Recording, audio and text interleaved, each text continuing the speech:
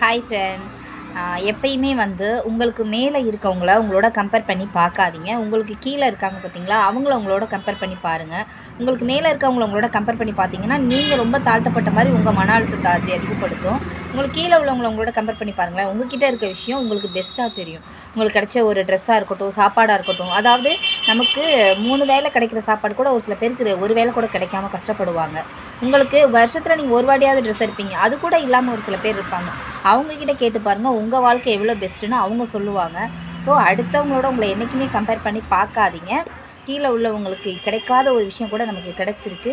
So நமக்கு கிடைச்ச வாழ்க்கையே, நமக்கு கிடைச்ச விஷயமே நமக்கு பெஸ்ட்டுன்னு என்றைக்குமே நினைங்க. நீங்கள் ரொம்ப சந்தோஷமாக இருக்கலாம். அதுக்காண்டி நீங்கள் எப்படியே இருந்துருவீங்கன்னு சொல்லலை ஃப்ரெண்ட். நீங்களும் ஒரு நேரம் நல்ல நிலைமைக்கு வருவீங்க.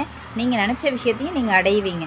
அதுக்காண்டி என்றைக்குமே மனசை மட்டும் விட்டுறாதீங்க. எதையுமே தைரியத்தோடு போராடுங்க. கண்டிப்பாக எல்லாமே நல்லதே நடக்கும். கண்டிப்பாக நடக்கும்.